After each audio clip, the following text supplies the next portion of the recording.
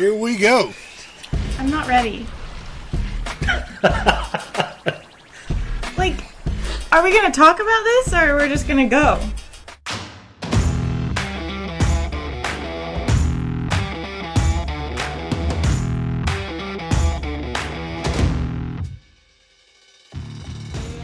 The Georgia Virtue presents the Let Me Tell You Why You're Wrong podcast.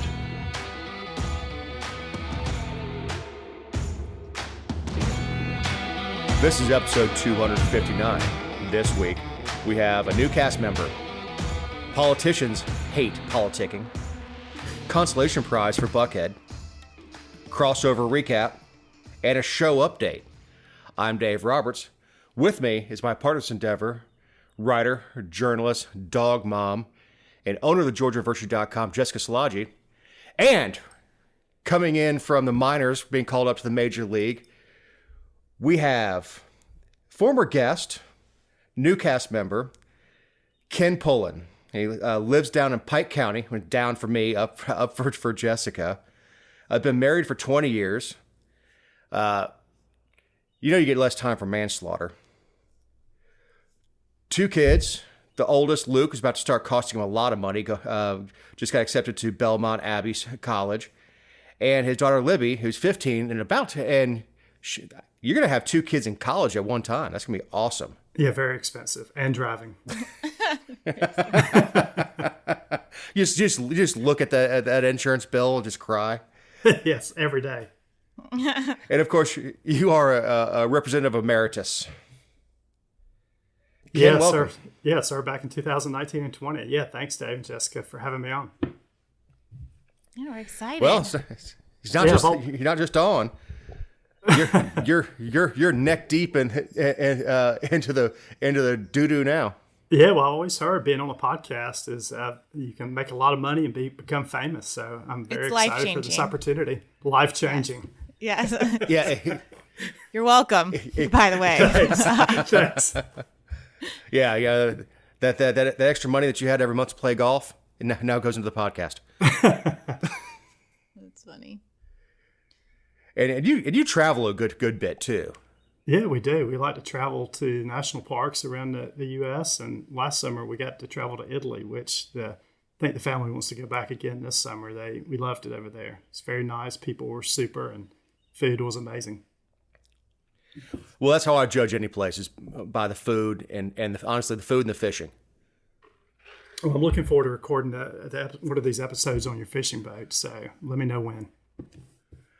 I haven't seen I paid to store it. I paid to have it detailed, but I haven't seen the damn thing in 2 years. All right, so we have a this is a House resolution that got dropped that would authorize a state constitutional amendment that would go obviously by a referendum to the voters to increase the assembly time for representatives and senators from 2 to 4 years. Yeah, I guess to slow down the always campaigning cycle. I don't think this had any co-sponsors. I think somebody's out there alone on this one. I'm surprised more representatives weren't for this. Though it's tough. Campaigning every 2 years, you get out of one session, and most of the representatives will leave in April, and they're really starting to campaign again for the next year. So I'm surprised it didn't have more support, especially from senators. What's interesting to me is that her explanation was that voter fatigue is the main reason many people don't go to the polls during big elections, and it's exacerbated in special elections for seats that are vacated in the middle of the term. 2 things on that. One, we continue to have record-breaking voter turnout, so I'm not sure there's fatigue in that sense. Second, when I agree that there are problems with special elections, but I feel like if you can't get people to stay for a whole 2-year term, making them try to stay for 4 might be a little bit more difficult because you're going to have more special elections. Like if someone gets offered a job or appointed to something within a 4-year term, then they're definitely not going to stick it out. Move, Vernon Jones. Yeah, very true. Most representatives raise all their money running for office, so maybe that's one of the reasons too. So if you did it 4 years, you couldn't raise as much, potentially not raise as much money as every 2 years. So that probably plays into this. I wouldn't mind the Senate going to 4 years to have some differentiation, because we don't have. We don't truly have a Senate. We have two houses of representatives. One's districts are just larger than the others. Yeah. And we have the same thing in Congress. I mean, we don't have the state representation in the Senate anymore. True election reform is not allowing elected officials or people who are running for office to raise any money or spend any money. Just make them use Facebook and the phone and go door knocking. Ken, how much door knocking did you do? We knocked doors for a year, honestly. I was running against an incumbent chairman that had unlimited funds. So the big part of our campaign was door knocking. And Johnny Caldwell, right? Yeah, it was Johnny Caldwell. So he was an established DA, Superior Court judge, state representative, had all the name recognition in the world. So I spent at least 12 to 18 months taking my 2 little kids out, my wife out, and knocking on doors. So you used them as props. Well, guilty as charged. But honestly, you can win a state representative race. That's what's good about the state house districts, by having that. If you start early enough and you knock enough doors, you can win. You don't have to have $100,000 to win the state house race. You do have to have it for the Senate. Yeah, Senate, definitely. Yep. I've heard the argument to even with congressmen to bump them from 2 to 4 years, because you just can't get anything done in 2 years. But as much as I hate the constant election cycle, it is what keeps our representatives tied to us. They have to come and earn that vote every 2 years. Mm-hmm. What 4 years does, in my opinion, is it allows these reps to bury stupid legislation. Is the stupid stuff you want to pass, you pass year 1. By the time 3 more years go by, that's old news.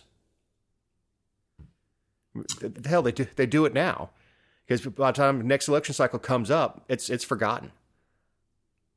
Yeah, I'd love to see some reform too in the House. You speak of stupid legislation. There'll be 1,000 bills introduced within these 2 years. There's probably already, Jessica, 500 or 600 bills introduced. Mm-hmm.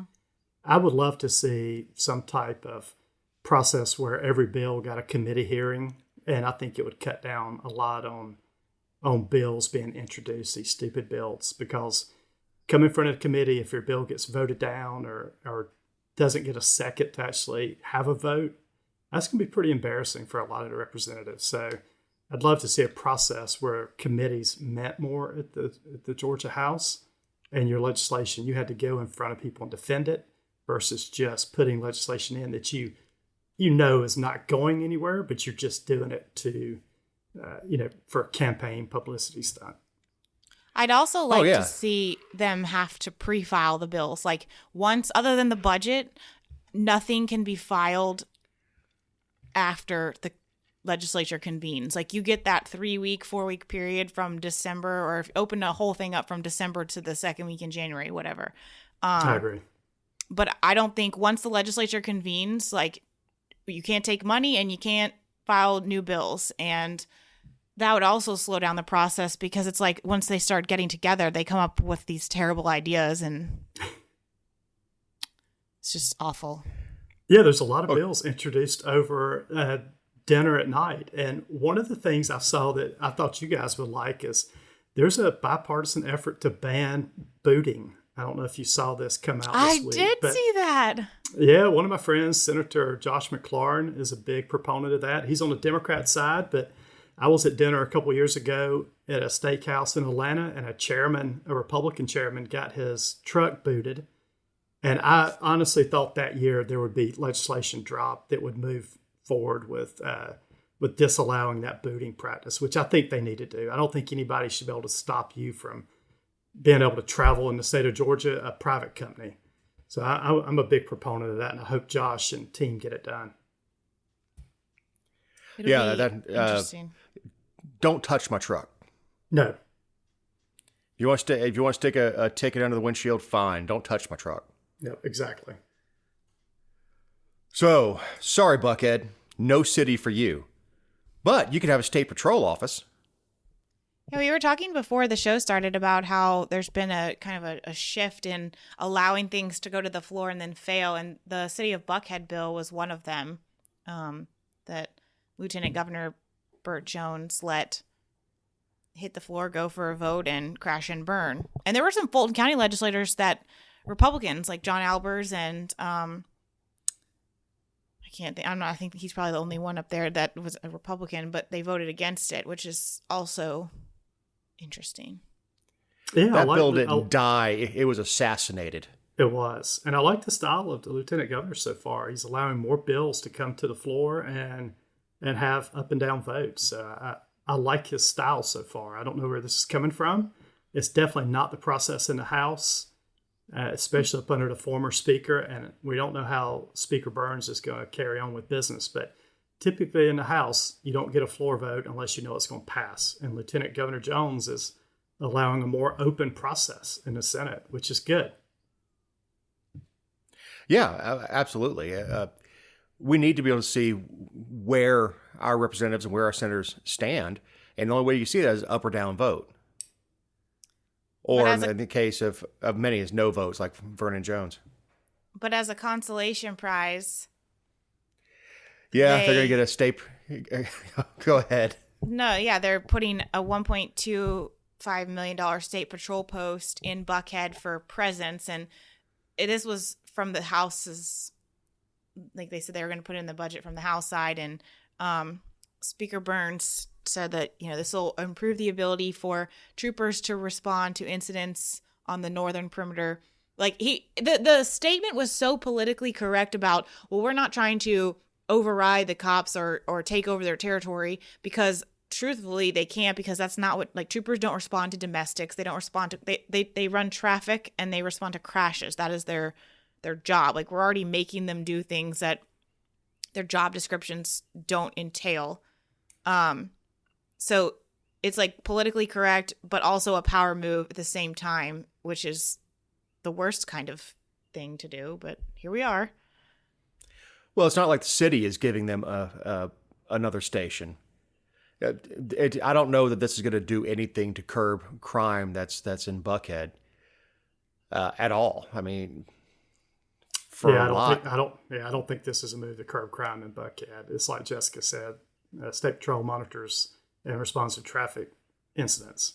So I don't know how this helps with crime in Buckhead. Well, they're tax collectors. Well, and what people don't really know about a post is that most posts are understaffed for what they've been allocated, but sometimes there's like 4 or 5 troopers assigned to that post.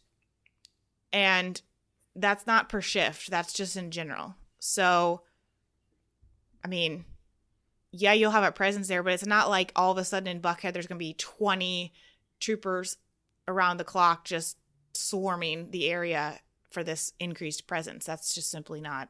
Yes, there'll be no troopers walking around Lenox Mall during the day monitoring people coming in and out. Smashing grabs.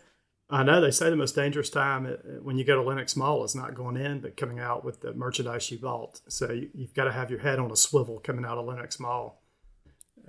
So this will definitely not help with that. Oh, now they want to disarm you at Lenox Mall. But yeah, these troopers aren't going to be driving around Buckhead. They're going to be hitting the highways. It's almost like it's highway patrol. Yeah. I don't know. I mean, it's it would have been if City of Atlanta said, "Look, stay in the city. We'll give you another zone precinct, and or add staff or do whatever." And Jessica, to your point, we already have a bunch of stations that aren't fully staffed. I mean, where are you going to find these troopers? Yeah. Yeah, and I think the most interesting thing, real quick, Dave, on the Buckhead stuff is Lieutenant Burt Jones really wanted, he was a big proponent of the split before, so he allowed this to come up for a vote, and then we saw Governor Kemp's staff come out really hard against it. So it's going to be very interesting to see how that relationship evolves over the next 4 years. But I appreciate that people weren't like browbeaten into voting for this like they would have under previous administrations. And this is a good time to remind you that these are our opinions, not those of anyone not on the show or any respective company for which we may own, work, or otherwise associate ourselves with on a regular or irregular basis. Also, you can find other episodes and relevant stories over the georgiavirtue.com. Ken, on your list of stories, you got the Mule of the Week. I do. Look, my Mule of the Week is First Lady Jill Biden. Look, we had the 17th annual we had the International Women's Day last week. She awarded the International Woman of Courage Award to a man in the White House. So she's definitely, to me, my Mule of the Week award. There's so many women in the United States and worldwide that do so many great things, and to award that to a man just really sits wrong with me. Well, men are better at everything, including being women. Didn't Leah Thompson or Thomas, the dude who's swimming against, isn't he up for like college athlete of the year or something? Yes, I don't know if you saw, but Hershey's Candy Bar also for their Women of the Month, they put a man on the front of a Hershey's Candy Bar. So I don't know why we're at this point, honestly. Have you seen what Jeremy's did? Yes, we've got Jeremy's chocolates now. I Yes. didn't see that. Yeah, hims with nuts and hers without. Oh, I love it. And people don't know Jeremy's. He started a razor company, and this goes back. He's been around in conservative circles, libertarian circles, for a long time. But when Gillette and other folks were coming out, he started Jeremy's Razors. And the commercial he put out on Facebook was fantastic, where he says, "These other companies hate you. Well, I can't say I love you. I don't mean you any specific harm." I mean, the dude's great. His commercials, hot women and flamethrowers and stuff like that on his razors. It's fantastic. No, he's almost every time there's a woke company comes out and goes woke, he does the opposite. So it'll be interesting to see what the next item is that he puts out in the marketplace. Yeah, his line of "Don't give them money, give it to me." I mean, people are tired of it. People are tired of. Yeah. Not him, but they're tired of the other. They're of just pretending that this is. You're this, right. And yeah, they're over it. So they want a Jeremy's. Yeah, they do. And I don't know if y'all saw, but Governor DeSantis in Florida this week was actually he was reading some books and showing the media some books that are being banned in Florida. And the media had to cut away when he started actually opening up the books, showing the content of things that actually he was being banned, from Florida schools this year. So I think people are getting tired of it. I think they're opening up, saying we shouldn't be showing some of this content to 6, 7, 8-year-olds while they're so impressionable. So it was very interesting that the media and TV can't show books that are being shown in Florida schools or being, in Florida libraries. Did you see Blinken flinch when that dude went to kiss him? I missed that one this week. It was the ceremony, and this dude address comes up. I think he's from Argentina or something like that. And, he's built like a linebacker. And he goes in and gives a hug and a kiss to Jill Biden. Sorry, Dr. Jill Biden. And then Blinken puts his hand out, and he goes up and kisses Blinken, and he's visibly uncomfortable. Nice. So that's awesome. It's almost the next version of Who's Coming to Dinner is going to be somebody coming home with a dude in a dress with heels on. With heels on, yeah. He's now 6'7" and can palm a basketball. He's a beautiful woman. All right. So among the crossover day chaos, we have what did pass. So Republicans lead the way for handouts for pregnant women, Jessica. Yeah, this is another bill. Well, in what was it now, 4 years ago when they passed the heartbeat bill, there was so much criticism about, well, you don't support pregnant women, you don't do this, you don't do that. And so I feel like they've been overcompensating for the last couple years to the extent that they are literally providing handouts and cash assistance to people. But they've added, at the request of Kemp and the Republican leadership, they've added pregnant women to the list of people who can qualify for TANF benefits, because currently you've got to wait until the baby's born. So we're giving them preemptive, I guess, to make sure that they can get enough food as pregnant women. It's almost like this should be taken care of by a charity. Mm-hmm. Ken, I know you're a huge fan. You're a huge fan of government handouts. Well, I mean, I think you just look at the budget overall, and we've got a record $32 billion budget this year. There's handouts galore in that budget.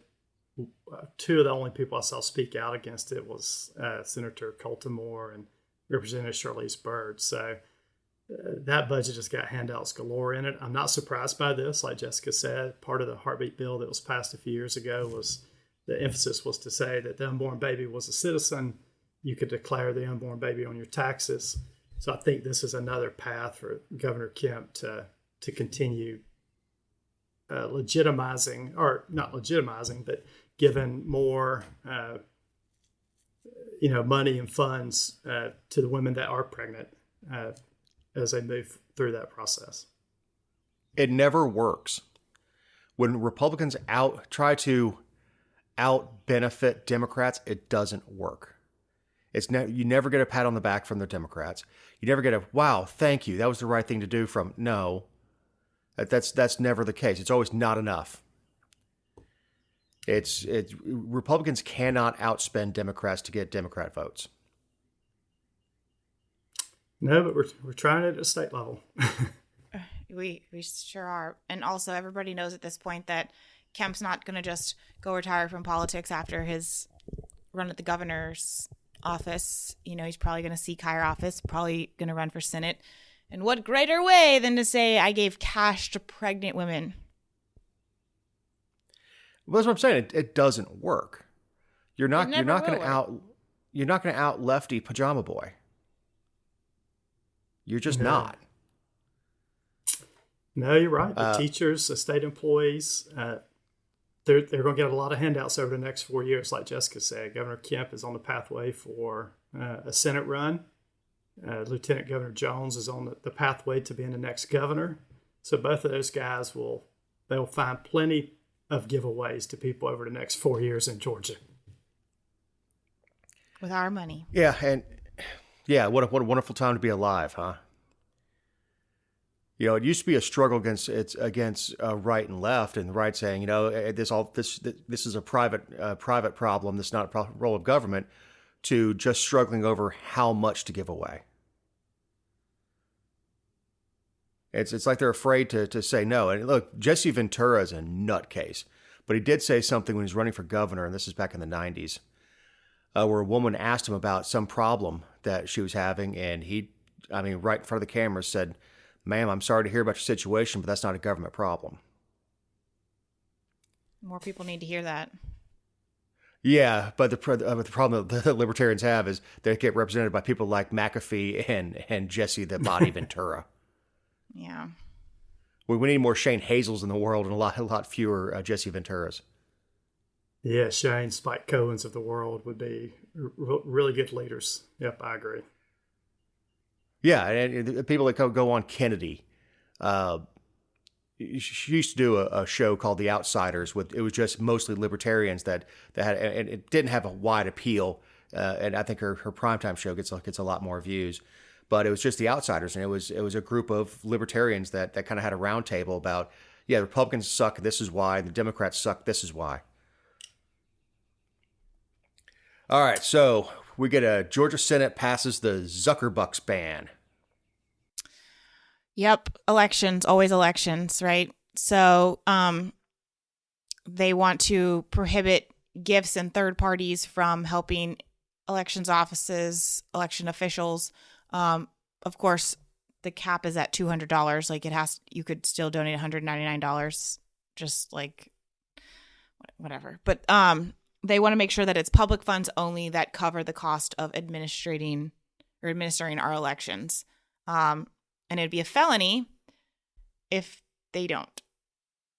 And it doesn't apply to voting locations. Like gifts can be locations and whatever. This came from South Georgia too, by Senator Max Burns, who represents like Sylvania up towards Augusta. So you're welcome, folks. You're welcome. Who's donating to? I mean, if you get involved in the election process, you give to a candidate, or you give to a cause, or to a lobbying group. But who the hell is giving to election boards? I would never. Yeah, I've never thought about giving to a local election board. Now, I think it's nice if somebody, if they're working a long day, and as talking about presents, somebody wanted to donate a bunch of pizzas while they're doing an audit, or just hell while they're working election day and lines around the corner, and you want the workers to stay as long as they can, buy them pizzas or whatever. No problem with that. But sort of on this topic about election reform, there was a good bill. I think it was by Representative Gullett up in your area, Dave, that would allow municipalities to actually implement instant or ranked choice voting or instant voter runoff.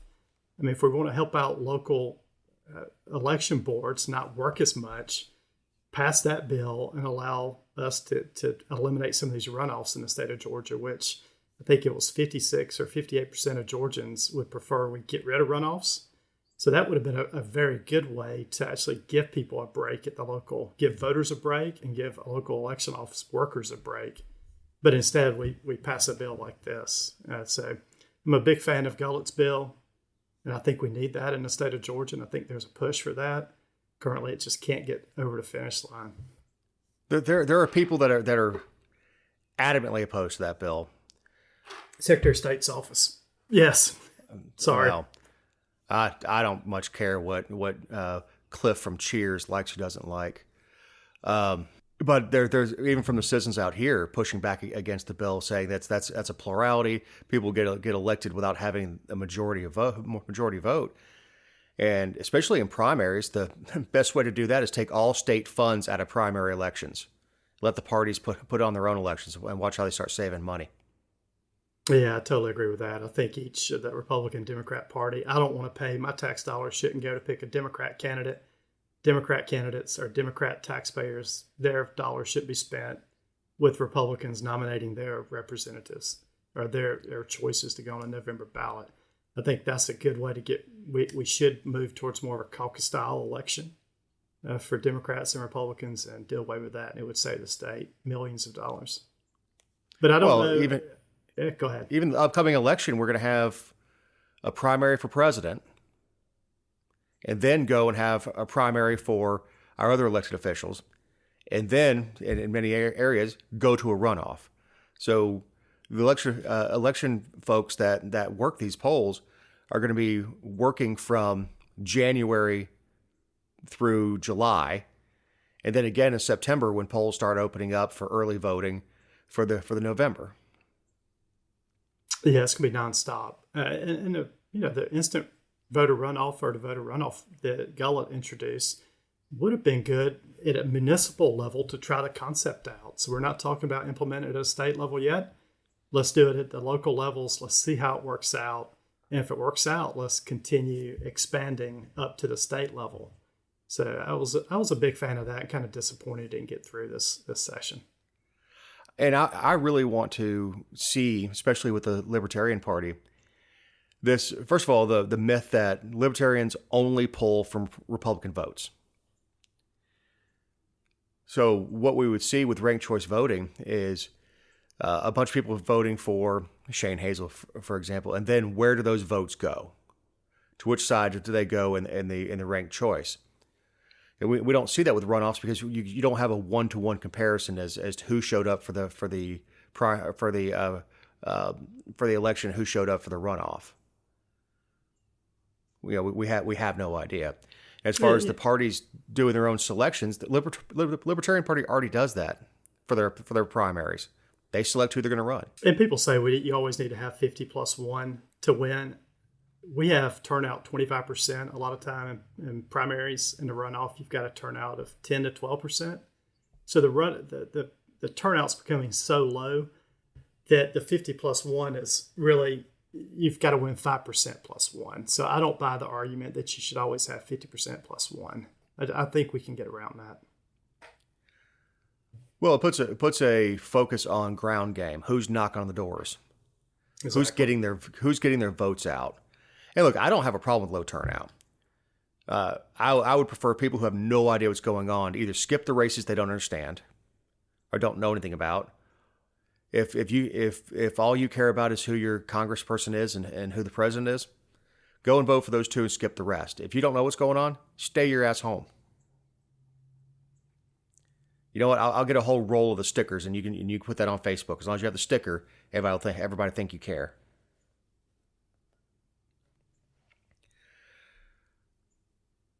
All right, a bill we discussed earlier, a few weeks ago, allowing heavier trucks on Georgia Road pass by narrow margin. Yeah, I love when there's narrow margins because I'm like, oh look, they are awake. 93 to 81 on crossover. This is the one that all the local governments are against. It could obviously still die in the Senate, but hey, look, this is a 10,000-pound difference on only Georgia roads, not to get on the interstate. And as we discussed before, it doesn't sound like this is a problem for long haul trucking. This is to get from the Port of Savannah over to a railhead. And the argument against it is that it's going to damage all the roads, force bridges and projects to have to be redone more frequently, and it's going to cost DOT a fortune. Well, didn't y'all have a garbage or a dumpster truck take out a bridge down there? That was on the interstate. Right. But still damaged a county road. But yeah, we got trouble with that. The extra 10,000 pounds. I don't know what the scientific stuff is, but it did pass. And Darlene Taylor had the quote of the week: "What price are we willing to pay to carry a few more logs on a truck or a few more bales of cotton?" Apparently, 10,000 pounds worth. Yeah, this had an interesting mix of yes and no votes. This was not just a straight line vote. There were a lot of Republicans that voted no, a lot of Republicans voted yes, and the same with Democrats. So this was a toss-up vote. I think it broke out against urban areas. And I think that's largely because of the lobbying power of GMA and ACCG, which once again is a reminder that they're lobbying entities, not organizations that are promoting good government in local and county entities. They are lobbyist dues paying members. Trash. Yes, your tax dollars are paying for these people to lobby for your local counties, and it's not always things that are in your best interest. Huh. A lobbyist not out for my best interest? Imagine that. It's wild. It is. So we have an $800,000 tax credit for renovations on aquariums. It's from, almost super 23 to 27. Yeah, super specific. There's only one aquarium that's probably doing $800,000 in renovations. But, First of all, what does $800,000 do for the Georgia Aquarium? I mean, I guess they're expanding. That's their plan. No, with $800,000 they're not. Well, no, but they get $800,000 worth as a percentage of the project. That number Right. is specific to the extent that they're probably doing like an $8 million project. Right. Yeah, I don't know. It seems like the aquarium gets money every other budget cycle. It costs $47 for me to get into the aquarium. $800,000. This seems, I don't know who this favor went to, but it seems a little ridiculous. Well, the It's sad contractor. thing is that Dominic Laricchia is no longer elected because he's working for Tyler Harper over in the Department of Agriculture. But, down in Coffee County, which is like 5 hours from Atlanta, he was always the one to carry all of these special bills for the aquarium. So, I'm sure that they were sad they had to find a new rep closer to the city and the district. Whatever. Yeah, I don't know that the aquarium's that big of a draw. I think it I is mean- for out of towners, but I don't think people from the area are like. Are schools still going? Do schools still take field trips to the aquarium? I know my wife's class hasn't gone to the aquarium, but I agree. I think it's more for out of towners coming into Atlanta, and they hit the College Football Hall of Fame. They hit the aquarium Coke. and see an event downtown. So I do think it's more for out of towners. Yeah.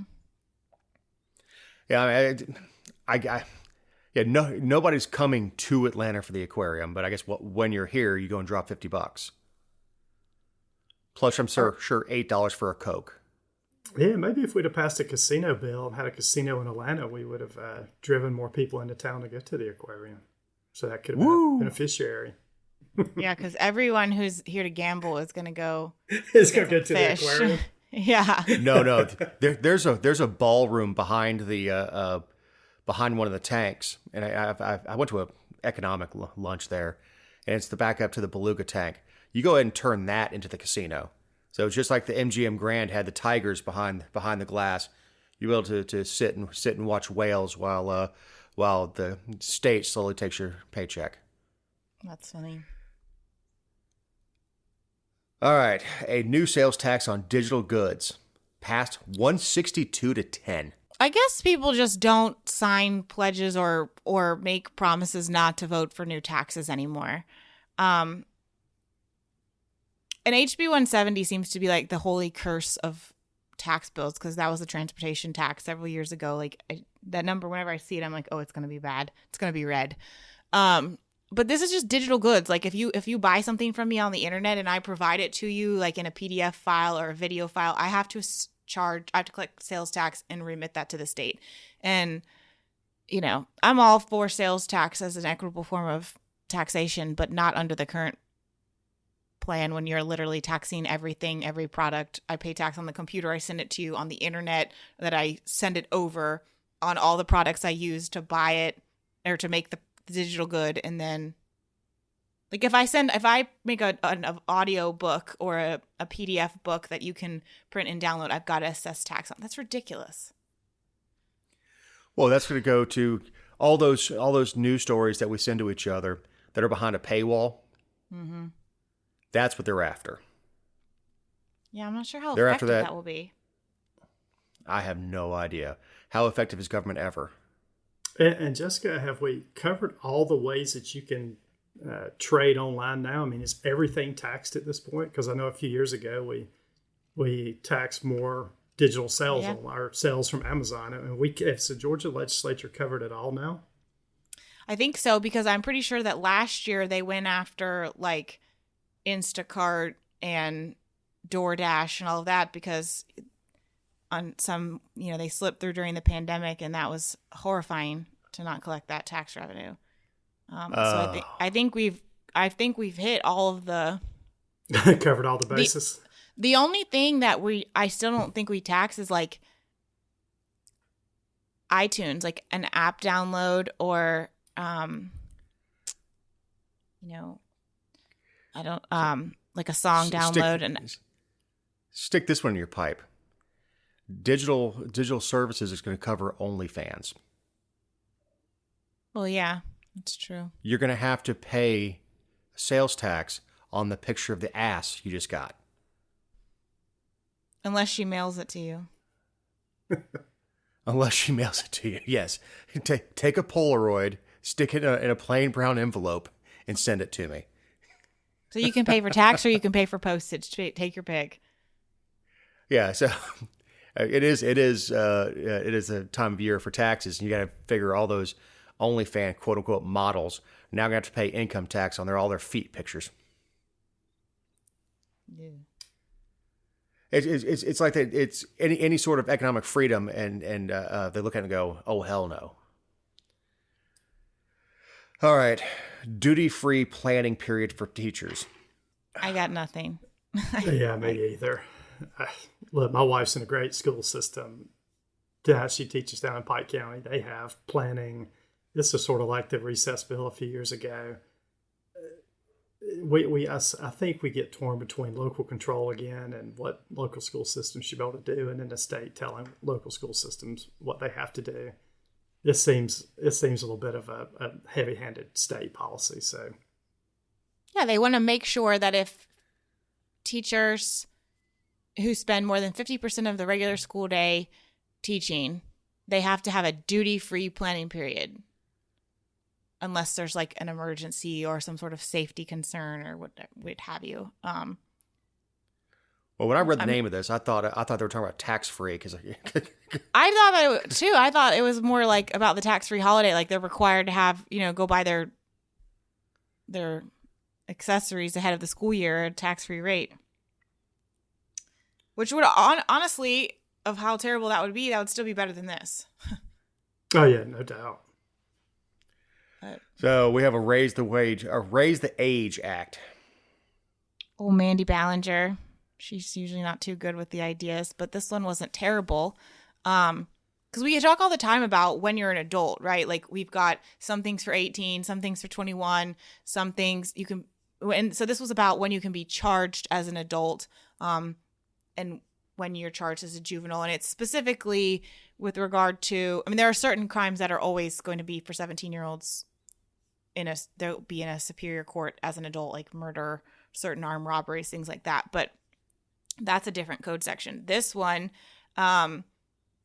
she wanted to make it so that you can't charge a 17-year-old as an adult for certain misdemeanors and certain felony offenses if it's their first time. If they do it again, then of course all bets are off. You can't charge them as a juvenile anymore. But there were 22 no votes.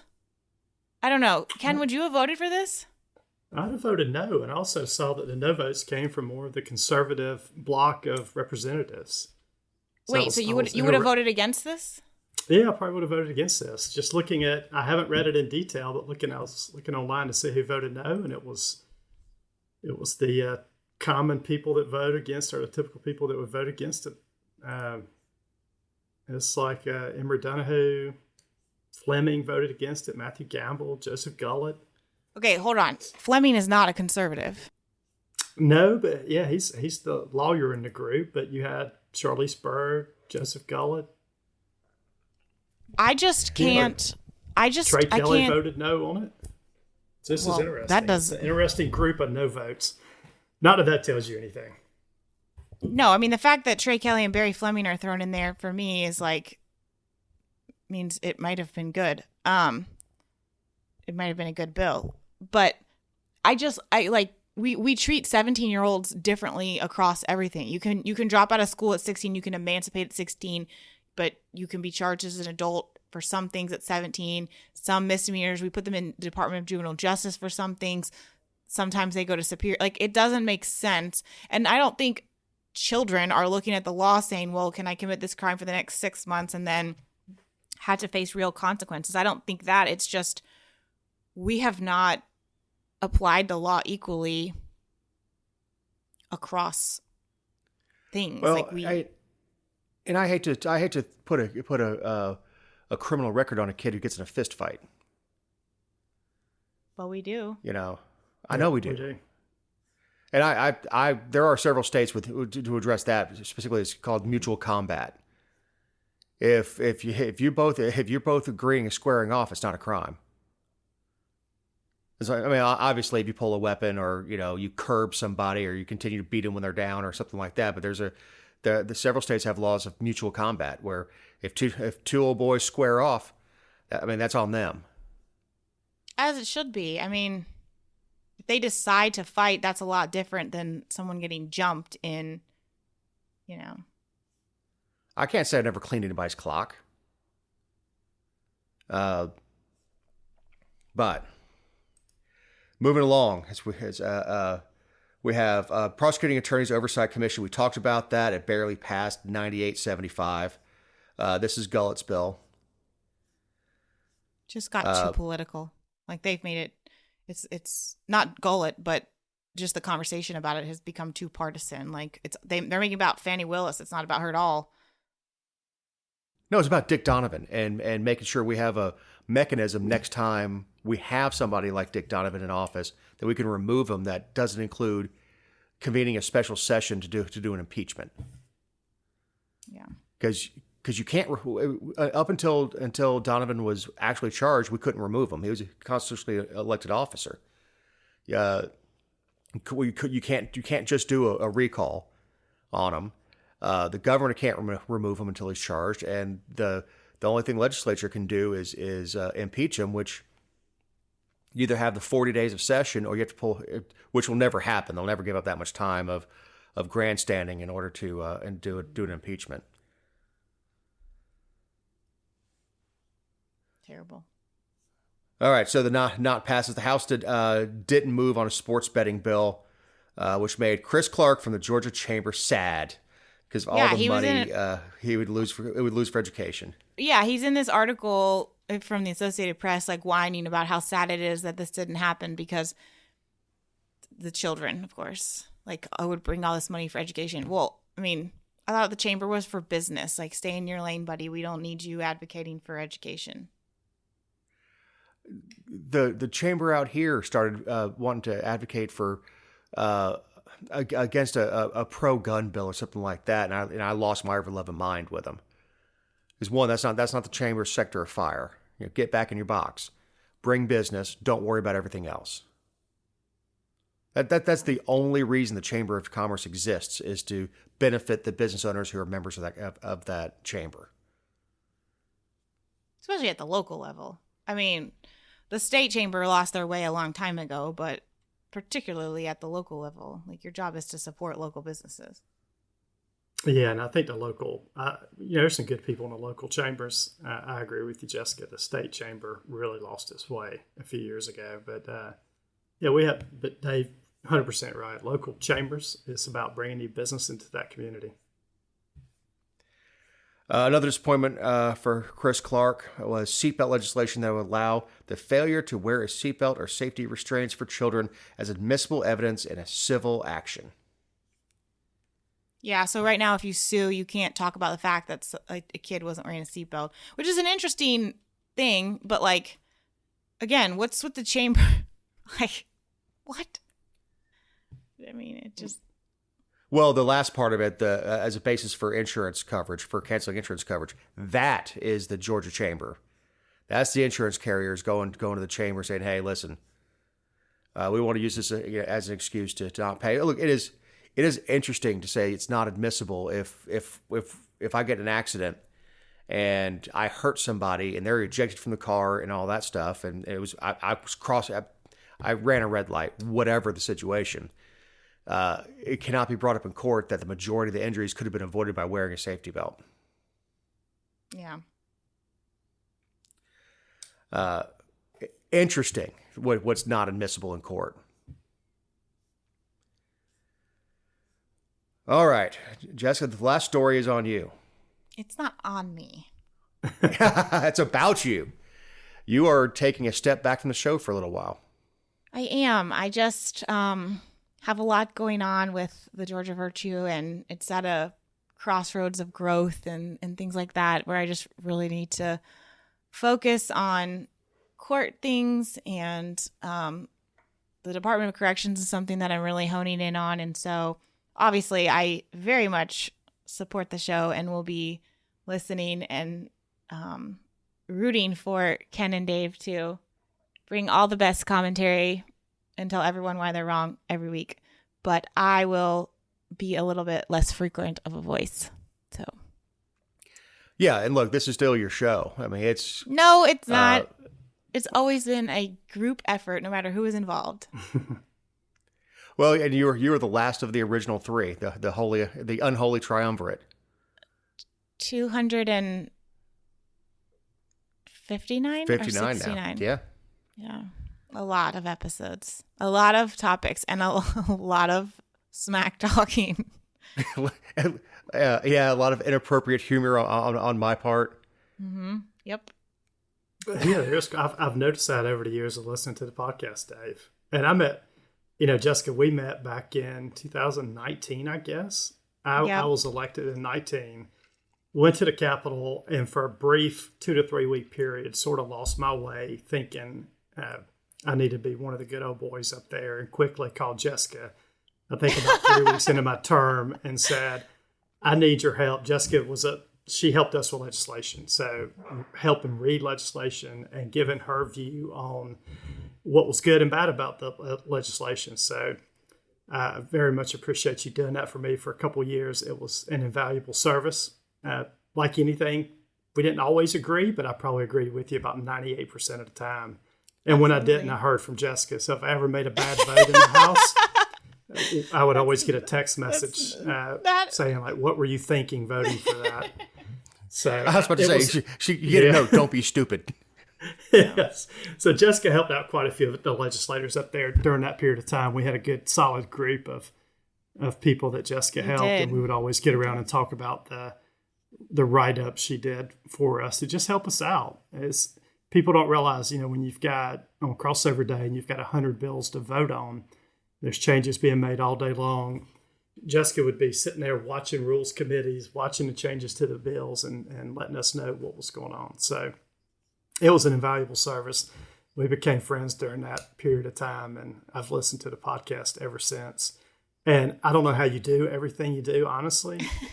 When I watch you on Facebook, you're from this county to this county.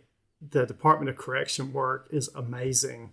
There needs to be a big light, shined on the Department of Corrections, and that's an amazing work that you're doing there. So appreciate everything you do. Thank you. Yeah, and look, even most of this show is, you get done at 2:00 in the morning doing Georgia Virtue stuff, and then sit down and put stories into outlines and summaries and all that stuff for this show, which Ken, I'm going to expect you to do now. But it's even when I was listening, I was riding in the truck with Matt Lowe. He and I were working on a campaign together when you guys were kind of coming up with the concept of the show. And that's when I really started listening to it was the three of you, Jonathan Giles, Matt Lowe, and obviously you, Jessica, was listening to that and the advantage that you and I had when we first started doing it was I stepped in for Jonathan, and we had kind of Matt as a buffer who knew both of us really well. Yeah, for sure. So Matt was able to kind of buffer that stuff.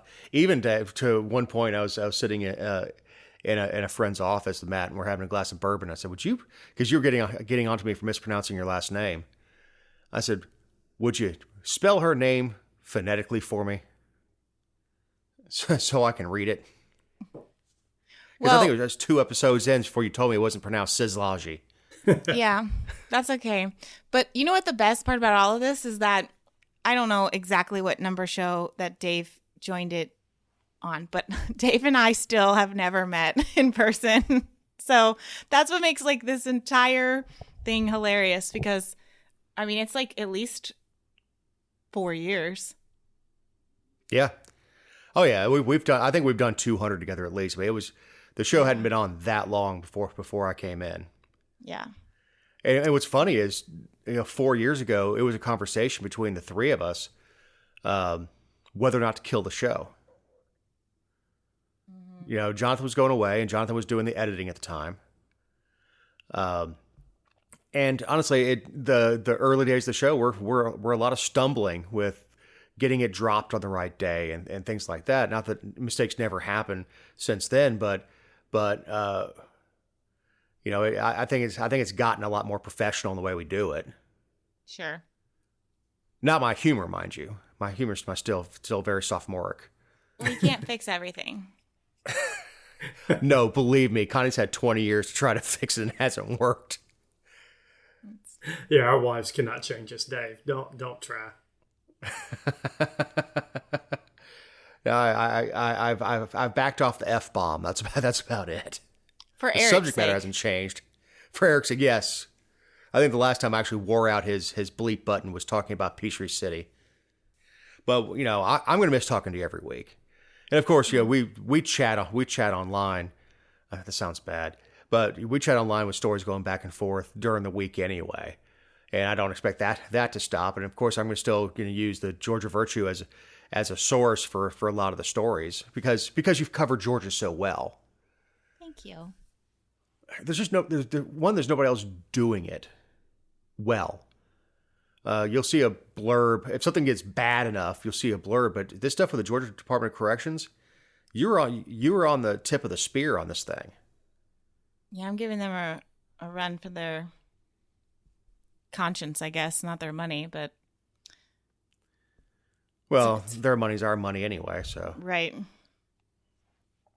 Honestly, it's one of those things where Facebook must listen to us because after we got done doing one of the shows talking about the Department of Corruption, immediately I started getting ads on Facebook for join the GDC today. No thanks. Yeah, I'm going to pass.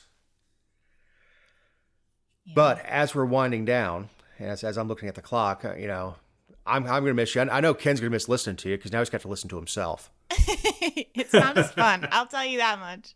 It is fun to listen to other people, but I mean, I will come back and visit and all of that too. And obviously, you can still find the show if you don't have a podcast app. You can still find it on the Georgia Virtue because, like I said, I support it wholeheartedly. So, yeah, and to celebrate Women's History Month and last week's International Women's Day, we're replacing you with a man. Yeah, there you go. You guys are like Joe Biden. Yeah, I mean, we just got to get Ken to wear a dress. That will not happen. You already wore matching T-shirts to Disney or something. Yeah, I think I did that, and that'll never happen again either. I mean, that's only a half step above wearing a skirt. I know, it's a total mistake. Oh my gosh. I understand you've been married 20 years, but you just went ahead and took your boys, cut them off to here. Honey, just have these. Dave, you gotta be I'm nicer. not using them. Do what? You I'm the gotta be nicest. nicer to the new guy. He wouldn't respect me if I were. Well, Ken, as we're closing out, do you have any closing thoughts? No, I mean, look, just thank you, Jessica, for all you've done. I will continue reading the Georgia Virtue.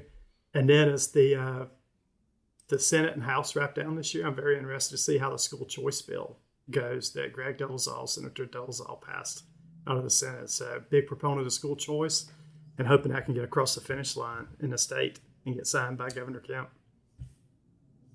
Yeah, that'll be. Well, I'm just going to say Happy Patrick's Day, St. Patrick's Day, and beware the Ides of March. Mm-hmm. Jessica, your final thought for a little while? I don't really like being the final thought, but thank you for listening, and make sure you keep listening and keep reading. And yeah, that's it. I've loved every week, even when I'm tired, and even when the show topics are not our favorite or they're infuriating. I've loved it. It's been super fun. So. Or after 2 hours with me, you just go lay down on the floor with the dogs. Like I just can't. I just can't anymore. You need a nap. Yeah. Well, big thanks to Eric Cumby, our editor, who's going to take this audio and hopefully make it into something that you can listen to. Our new cast member, Ken Poland. And of course, as always, big thanks to Jessica Szilagyi, who really made the show possible with her content and commentary. I'm Dave Roberts. Have a great week.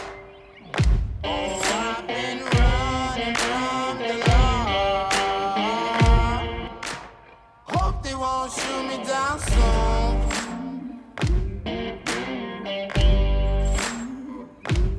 They sing on a sleepless night.